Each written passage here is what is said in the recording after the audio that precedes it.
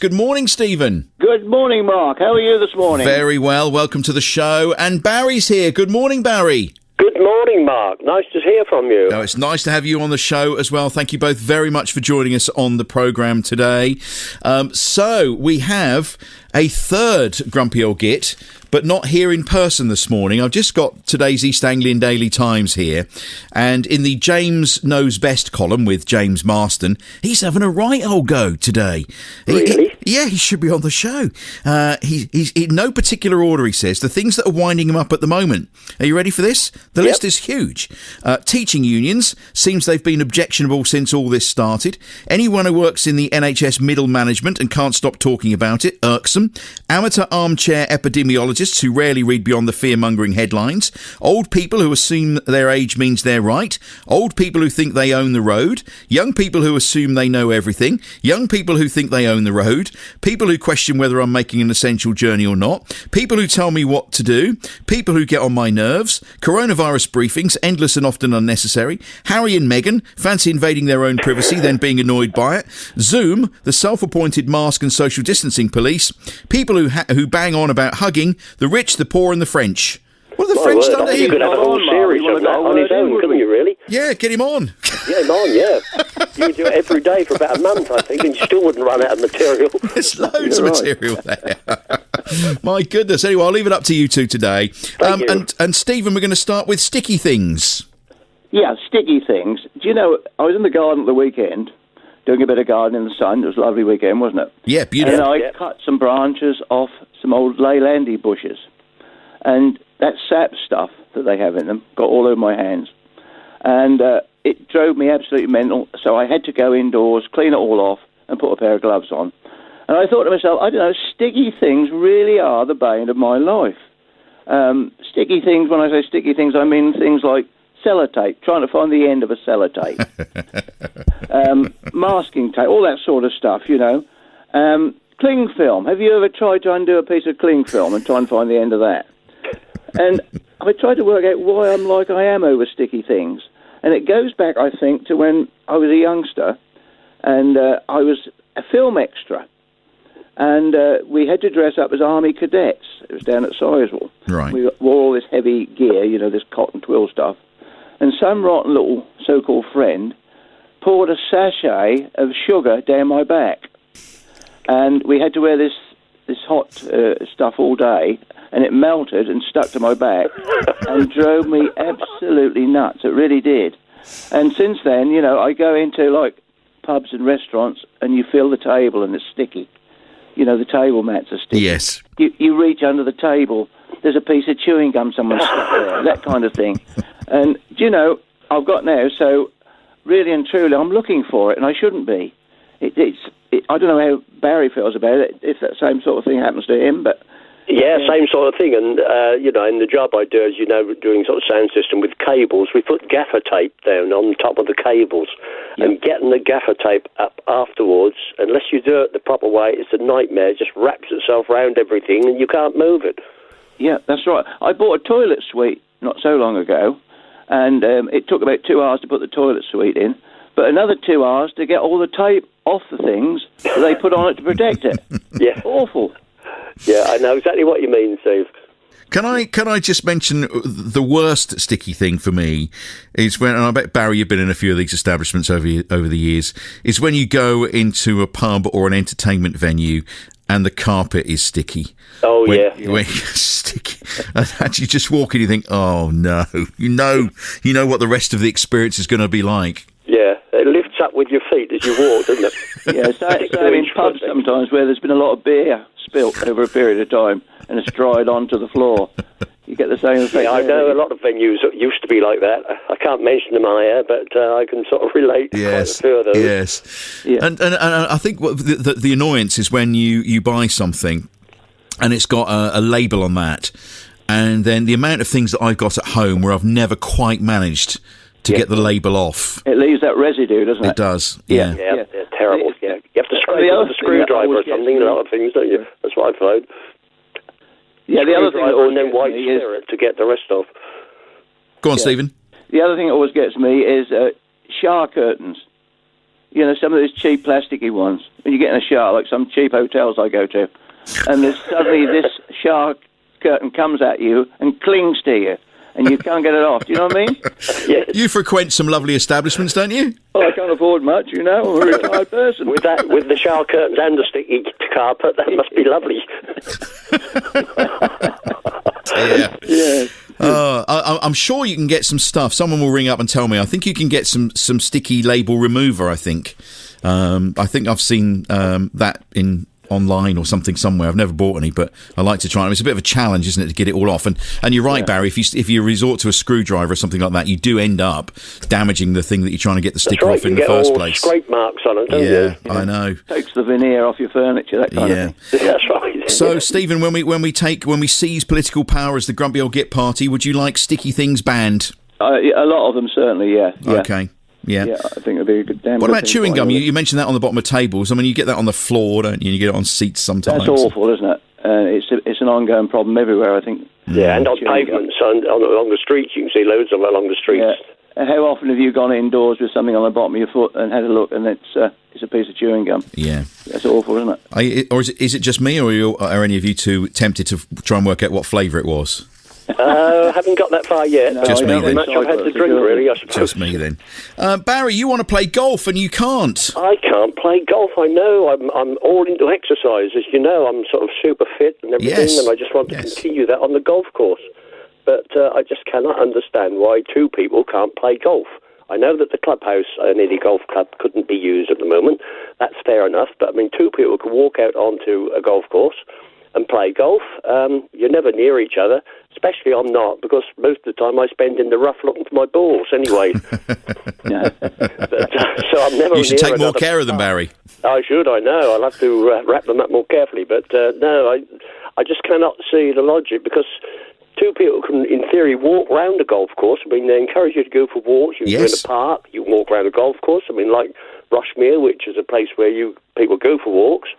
Yet you can walk round it, but you can't hit a ball. So do we detect that a golf ball is something that increases the likelihood of catching COVID? I don't know. I mean, it was one of the sports that you could play at one point when other things were stopped, wasn't it? Golf was allowed. Yeah. And I can't see why they didn't bring it back or allow you to continue. Mm. Yeah, we've got the same situation. I play bowls, and like Barry, I'm super fat as well. Do you say fat, Barry? No, I said fit, but you may be super fat. I'm super fit. And we can't play either for the same sort of reasons. But I don't think it's so much playing the game and being sensible. It's what happens after the game, isn't it? People, you see it all the time, they throw caution to the wind a bit, don't they? It's a social event. The sun is shining. They get together in little huddles. Not everybody's going to be good about it. I mean, I was outside a superstore the other day waiting for the wife to come out with her multiple heaps of shopping, and people were coming out of there with their face masks on. Very good. But then they were seeing people they knew in the car park. They were taking them off, going across, chatting away, and I saw groups of 2 or 3 people, and I saw one lady with her head inside somebody's car talking to them. She saw somebody in the car she knew. So this is where it all breaks down, really, isn't it? Mm. So yes, playing the game, teeing off and going around, you can keep apart. Yep. But at the end, you might be tempted to get too close, shake hands, whatever, rather than bumping elbows. I think that's the only reason for it, don't you? Well, I mean, if you can go into a park and walk, what's the difference? That's I can see. I think it's all about minimising the risks, isn't it? Yeah. I'm a fisherman, and I'm that is allowed as long as you don't travel squillions of miles to go and do it. And so I can go and fish, and I have done that a couple of times recently with my next door neighbour. We've been socially distanced apart on the beach, and that's fine. So I can see the parallels really. I can't see why that's allowed, and as long as 2 of you are keeping apart on the golf course, it would work as well. But nothing's ever going to be perfect with this, though, is it? Got to draw the line somewhere. Yeah. I mean, there was the fascinating news headline that I read out earlier this morning from a year ago. I can't find it now, so I've got squillion bits of paper, but basically we were reporting, and we're going to do this every day, we're going to look back now at what we were reporting a year ago. And in our 9 o'clock news a year ago, Boris Johnson was urging caution because we'd had just shy of 40 cases in the UK of coronavirus. And you can see in a year just how that has just spiralled out of control. Yep, that was the headline at 9 o'clock a year ago today. I think it was 38 cases reported in the UK, and he was concerned we might get some more. So, and we did. And that's why we have to be pretty cautious. Back to sticky things, though, because Kevin's on the line to us in Elmset now. Good morning, Kevin. Good morning, Mark. Thanks for joining us. Now, to get rid of sticky stuff, what do we need to do, Kevin? You need a hairdryer. You want to heat it up with a hairdryer, and then it'll come off easy when you pull it. Oh, really? Yeah, I used to be in the warehouse trade, and that's what we used to do. If we resealed a box or something, we used to use the hairdryer on the label to get the sticky labels off, and then put new ones on it and seal the box down again. Oh, fantastic. When was the last time either of you two, our grumpy old gits, used a hairdryer then on yourself? Many years. Yeah, it didn't work for me. I tried to get one off an ice cream carton. Boom, boom. It was a bane of your life, was it, when you were at work, Kevin, trying to get these things, unstuck? Oh, yes, so they was terrible, but as soon as you put a little bit of heat to them on a hairdryer, they really come off. Another thing is if a plastic, a moulding on a lawnmower or something has got a white mark, a stress mark, as they call it, you put a little bit of heat to it, that strengthens it up again. Ah, you see, every day's a school day. Thank you, thank you, Kevin, very much. Good to hear from you this morning.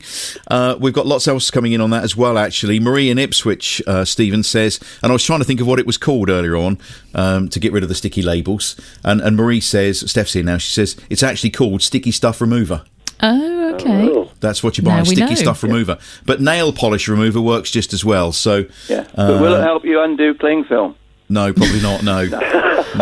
Just get one that's in a dispenser. It's easy. Shirley's been in touch.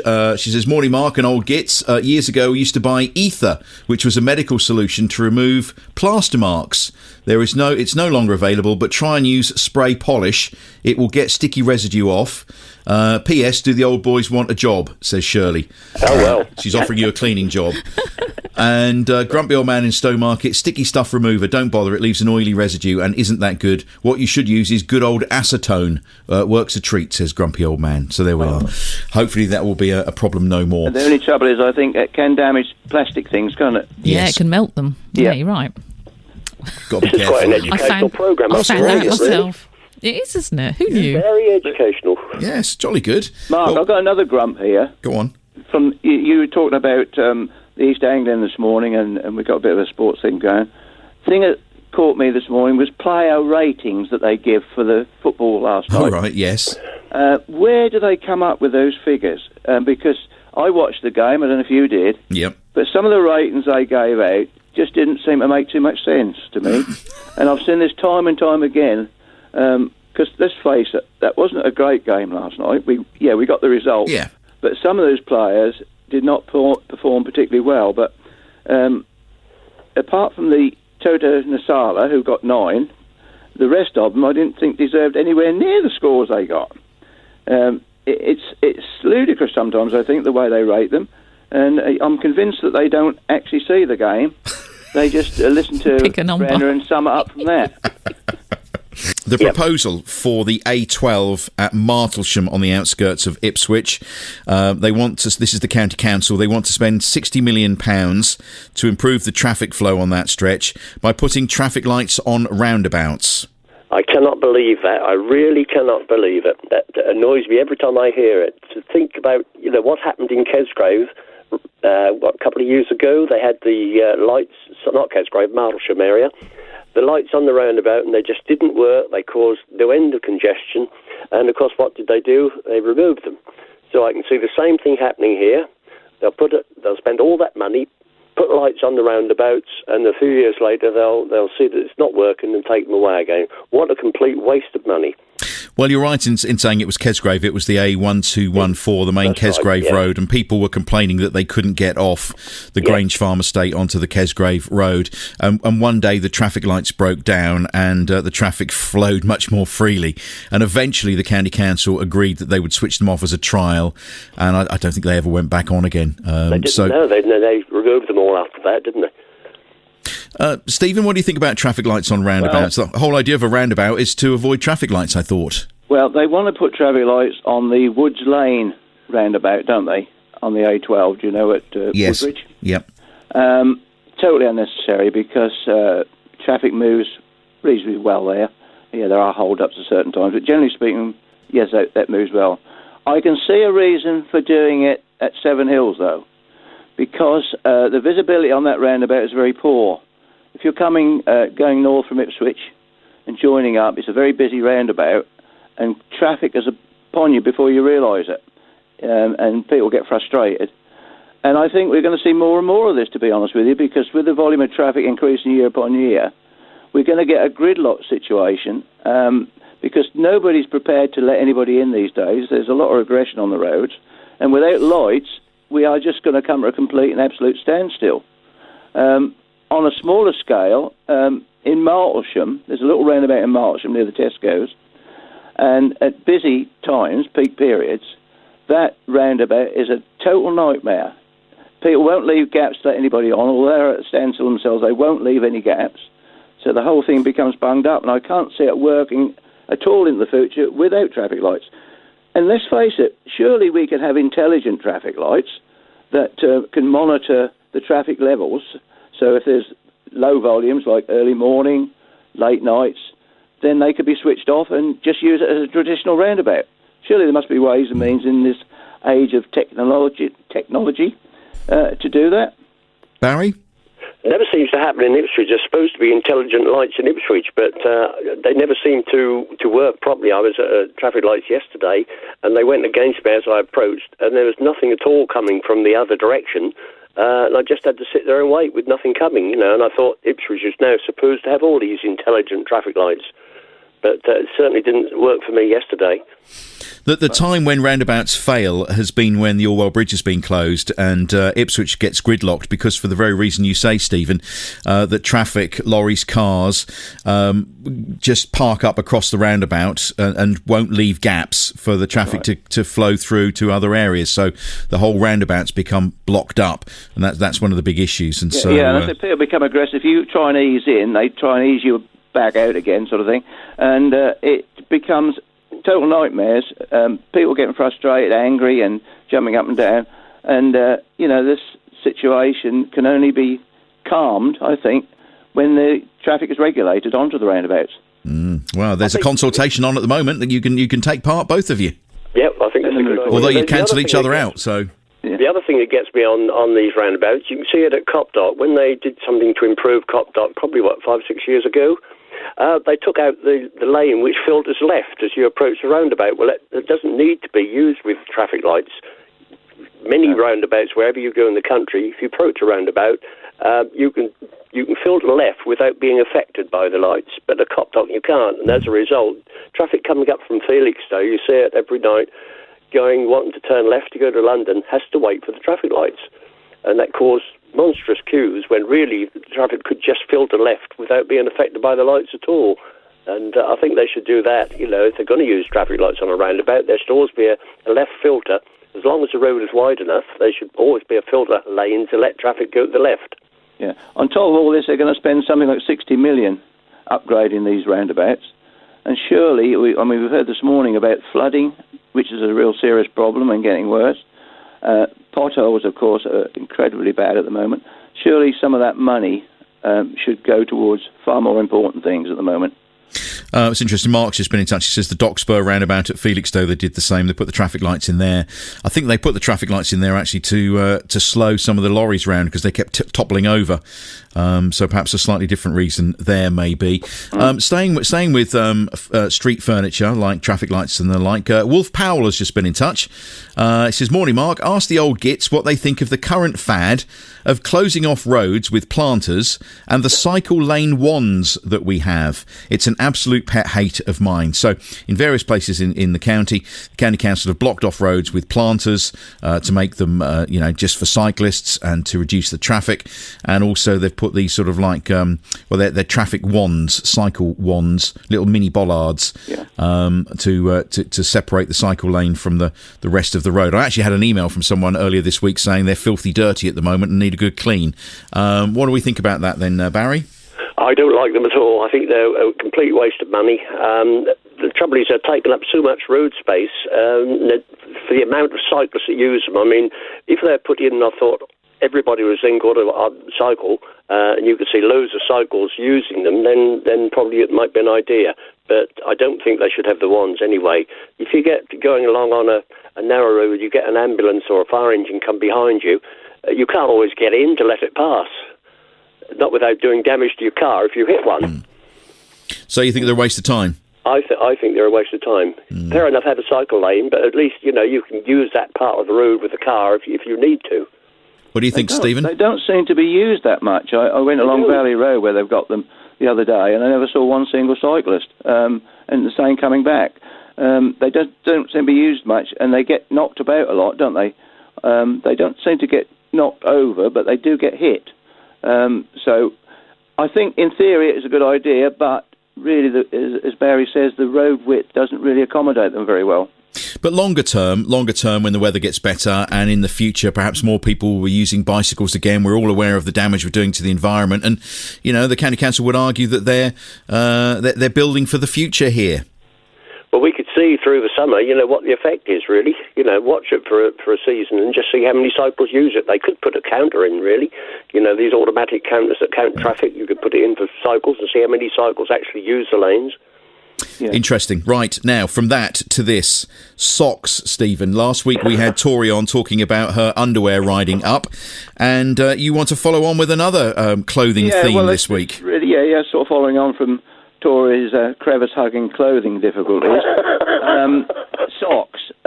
We all get socks, don't we, as gifts? And Christmas time, there's always masses. I find always masses of socks given to me as presents and birthdays. It's the easy option, I think, for a lot of people. And they're rubbish, most of them, to be honest. I'm not being ungrateful, but, years ago, Mother used to knit our socks, or Granny. Granny used to knit some nice wool socks. But these ones that you tend to get these days are pretty awful, I think. They often, I find, the ones I get anyway, have tight tops. Oh, yes. They cut in, don't they? Going back to Tory's crevices, these ones make their own crevices in your legs, and they cut the blood flow off to your feet, I think, because your feet go numb. They're poor quality. I find my toenails, I try and keep them trim, but they still seem to go through the ends of them. They don't keep your feet warm. They're so thin. If you put another pair on top of them or go for some thicker ones, then you can't get your shoes on. So I have a lot of difficulties with socks. And I was reading quite recently somebody was given a heated pair for Christmas. Really? Yeah, I didn't know they made them, but apparently they do. They run on a battery.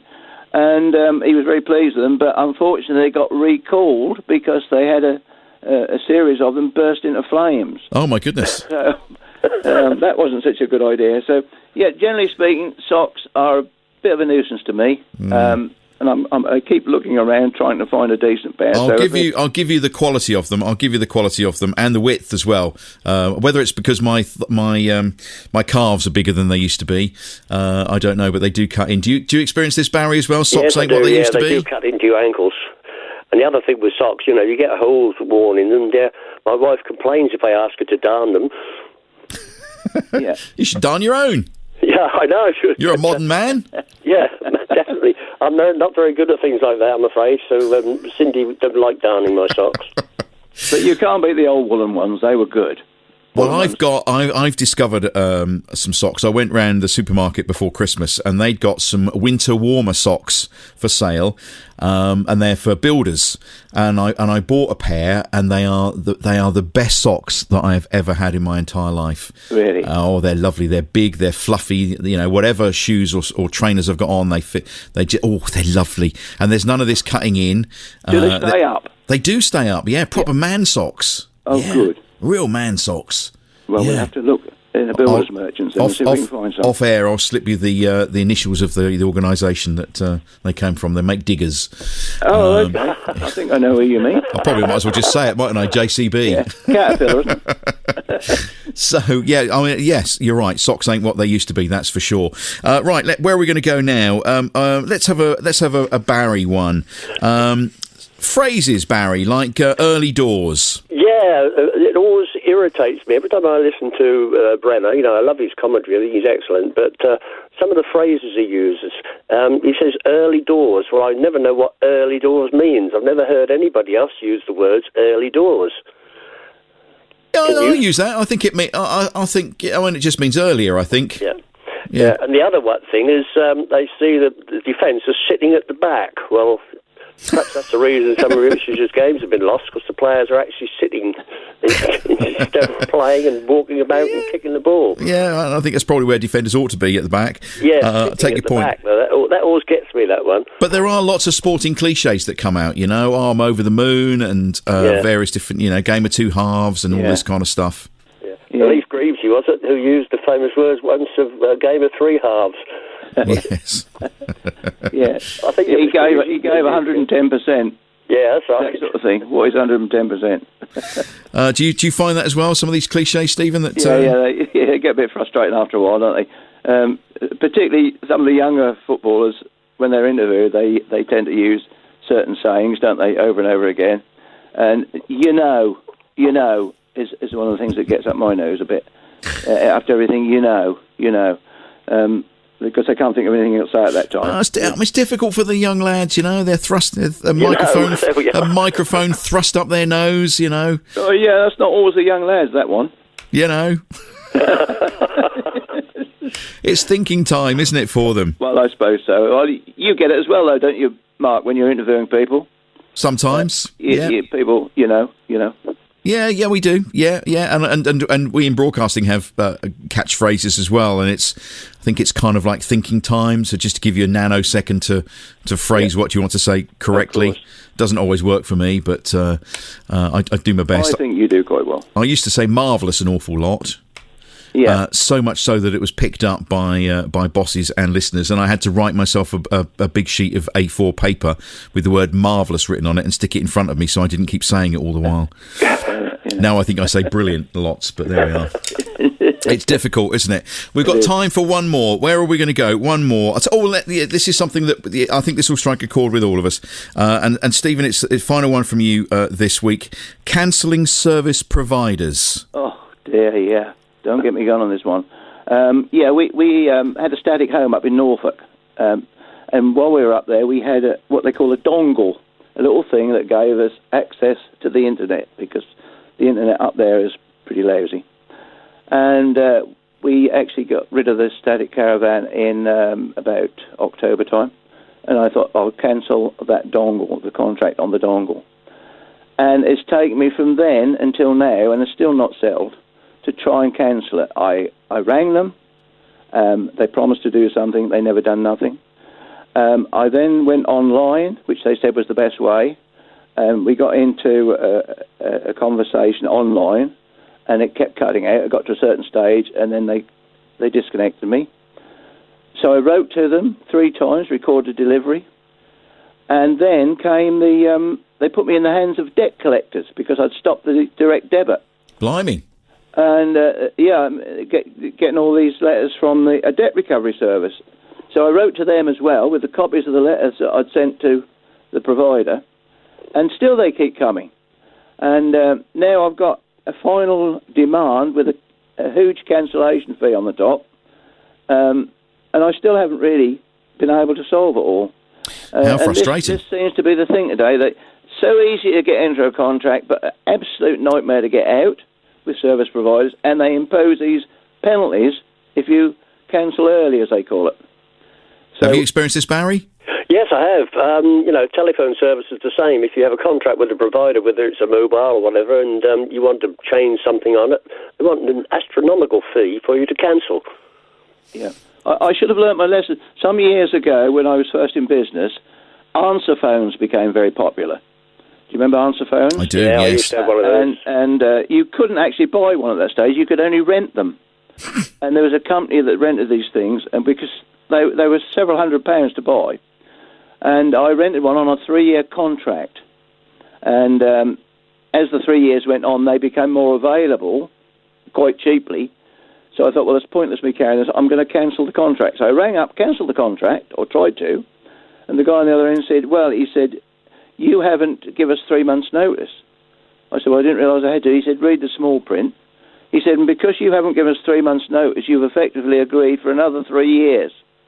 But he said, don't worry. He said, if you really want to discontinue it, if you pay us £700, we'll say it's finished. And I said, no, I can't afford to do that. I'll just have to carry it on for the 3 years, but I'm giving you notice now.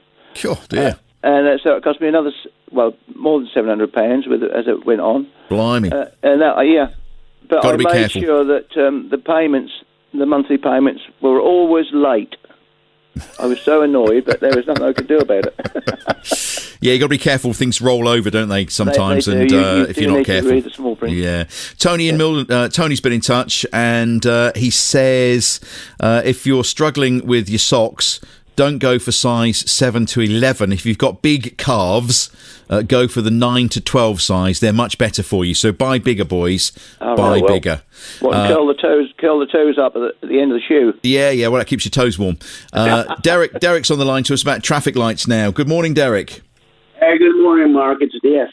Mark, I think that some of the councillors should visit Sweden to see how they operate traffic lights. I've been visiting Sweden for the last 20 years. I've never seen a traffic jam. They even have traffic lights to control cyclists, and they can learn a lot. That's all they need to take a trip, have a word with the Swedish councillors, and they can gain a lot of information. Yes. Are you not confident that we can do it here? No, we haven't seemed to got a clue. We put things in and we take them out because they don't work. They make a mess of the area of the town near the town hall. They made a mess of that. They don't seem to know what they're doing. Derek, thank you very much. Go to Sweden is the message for our let's all go next local week. councillors, and we'll go. We can't, can we? Not next week. No, we'll have to wait a little while. We'll have to wait a little while. After June. Sheila in Bungay's been in touch. Use white spirit on a cotton wool to remove the stickiness that we were talking about earlier on. If you lose the end of sellotape, rub your thumb up on the wrong way. Don't use your nail, so use your thumb, which would be good. And apparently desolve it. Lasts forever and gets rid of chewing gum, even in your hair. Tar, paint, felt, pen, grease, curry sauce, blood, etc. You can use it on just about anything. You can buy it in Wilkies or the Range, says Susan in Ufford. So there we are, some top tips on the show today. Brilliant. What a day. We've learned so much on being on here today. It's amazing. Did anybody mention getting labels off lavatories? No, not specifically, no. Stephen, Barry, thank you very much, and thank you for being our Grumpy Old Gits. Yeah.